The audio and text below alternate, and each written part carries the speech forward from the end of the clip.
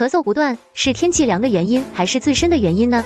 大家好，我是王医生。近来的天气越来越冷了，随之而来的还有一些人的感冒发烧、咳嗽不断的情况。因为天气的严寒，一些抵抗力弱的人非常容易发生生病的情况。那么今天这位朋友啊，他说自己咳嗽的原因不是在于天气变冷的情况，他觉得是其他问题导致的。那么自己的身体自己最了解，他既然这样说了，就有他的道理。于是啊，我就观察了他的舌象，发现问题真的不在于天气的原因。今天我们就一起来看看他的情况吧。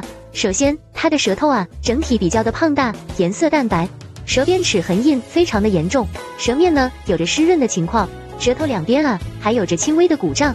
舌头胖大，舌边齿痕印和舌面湿滑，这是脾虚湿重的表现。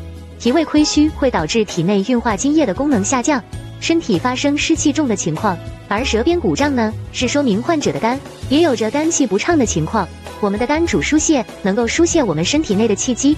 一旦肝气郁结，肝气不畅，那么这些气机啊就会停滞不动，导致我们发生肝郁气滞。而我们身体的脏腑大多都是需要气机的推动才能正常的运行，脾胃也在其中。那么患者的脾虚啊，刚好就证明了中医里面的一句话：肝郁克脾，肝气郁结时间久了，就会导致脾胃运行不畅，发生水湿。那么这些和患者的咳嗽怎么相关了呢？这是因为啊，肺主皮毛，肺管着我们的呼吸，能够通过呼吸把我们身体里面的浊气呼出去。肺的呼吸也是能够调节体内的气机，一旦气机失调，那么就会影响肺的宣发功能。肺是储存痰的容器，也是最容易生痰的地方，就会导致肺呢出现痰湿聚集、痰湿内停的情况。所以啊，气机和肺是有很大的关系，这一点呢也是会造成咳嗽的。那么严重的患者啊，不仅会出现咳嗽、痰多的情况，有时候还会发生大喘气的情况。再者说，脾属土，肺属金，土会生金，脾会养肺，一旦脾虚时间久了，就会影响着肺，出现肺气虚的情况。